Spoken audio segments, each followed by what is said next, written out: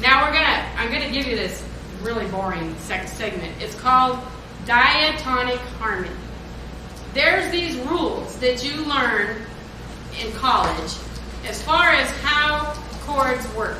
Now, that was really great grammar I just used. How do the chords work? Do you ever pick up a piece of music and you go, how on earth did they come up with those? Well, this will explain it really easily. But the diatonic harmony, I got to tell you the legitimate way, and then I'll show you how to cheat, okay? Because I don't think you should cheat unless you really know what you're cheating on. Did that make sense? Yes. Yeah, okay. So, 8 notes in the scale. And C, D, E, F, G, A, we'll just use the C scale, right? What are the 3 major chords in the key of C? C, F, and G. What are the minor chords in the key of C? D, E, and A.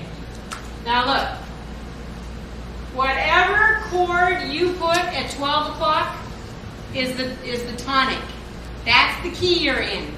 Always put it at 12 o'clock. All right, then look.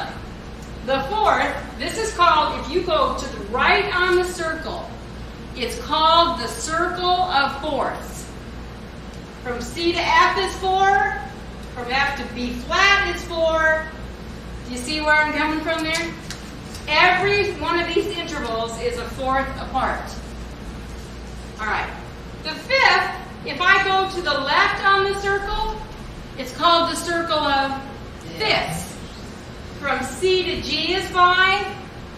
C to G, C to G. And from G to D is 5. A to E is 5. And so forth. Okay? So, whatever chord I put at 12 o'clock is always chord number 1.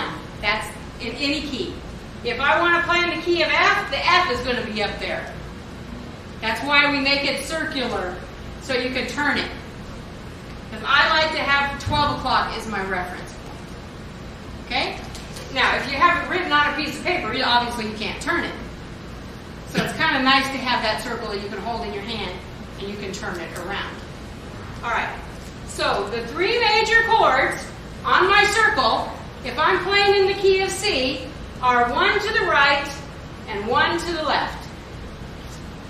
Now, you know that you're, and this is really important, and even though it might sound silly, well, I have a big mouth, so when I was in high school, I was a cheerleader. So, lean to the left, lean to the right, stand up, sit down, fight, fight, fight.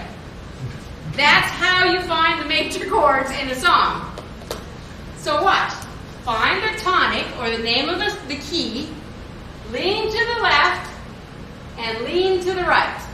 Those are the 3 major chords. That's why those are the first 3 chords you ever learned. Not because they were the easiest chords, it's because they were in the easiest key. What? Key of C, Spanish key. All right. So far, so good? So if I say to you, play a song in the key of G, what are the major chords? D and C. And always go to the left first, because that's the dominant. In the key of C, G is the next most important chord, the dominant, and F is subdominant. Now there's a little story. It's a chauvinist story, but it works. This is home. This is the wife. This is the husband. Husband, dominant. Not in my house. This is, don't show this on the internet. This is wife, subdominant. Okay? House, husband, wife. Now here's how the chords work. And I'll come back to that little story in a minute. Diatonic harmony works like this. Chord number 1 in the song can go anywhere. It is said that the second chord of the song is the hardest one to find. Once you get the second one, you generally can get on a roll and the pattern will kick in. It's that second chord that'll get you. All right. Chord number 2 always always goes to chord number 5, which is almost always has a 7 on it. Okay. So what's chord number 2 in the key of C? D. Let's put little M's here for now. D minor, right? Chord number 3. Oh, D minor goes to G7. Chord number 3 is what? E minor. Goes to 6. E minor goes to A minor. Chord number 4 goes to 1 or 5/7. If you pick the wrong ones, no big deal. It will still sound fine. An F chord will generally go back to C or go to G. Chord number 5 with a 7 on it goes to 1, and chord number 6 goes to 2. Now watch. Now it's just logic kicks in. If the first chord of the song is C, and just let's pick chord number 6 for the second chord, okay? Chord number 6 is what? A minor. Now, I just go down here, and where does the rule say chord number 6 should go? 2. What's 2? D minor. And where should 2 go? 5. And where should 5 go? Back to 1. That's probably the whole song. All right. If I'm playing a song and chord number 1 is C, and I pick chord number 3 for my next chord, here will be my progression. C, and the second chord of the song, the composer decided E minor would be good. Okay? So, I'm on chord number 3 now. Where should my next chord be? 6. What's chord number 6? A minor. And this is all logic. Where should chord number 6 go? 2. What's 2? D minor. And where should chord number 2 go? 5/7. G7.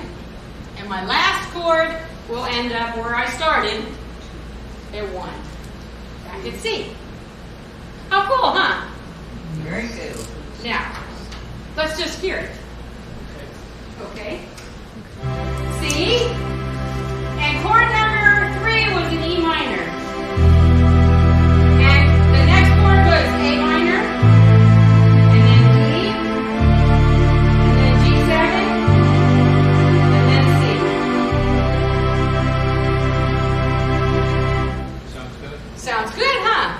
All right, so somebody else yell out a number. Here's chord number 1, which is always C. Somebody say another number. 3. 3. Now that was 3. That was 3. We just did number 3. Do 6. 6. What's chord number 6? A minor. Down at the rule down there, where should chord number 6 go? D minor. To D minor. Which is number 2. Where should 2 go? G7. 5, which is G7. And then where should 5/7 go? C. Back to 1. Back to 1. Now, when you know this, now when you look at a piece of music and you look at the first and the second chord, you can pretty well tell what chord 3, 4, 5, and sometimes 6 is going to be. And then generally it repeats and does it again. Remember, music is divided into sections. So once you get the basic chord structure until you get to the bridge, which is generally different, it pretty much stays the same all the way through the song.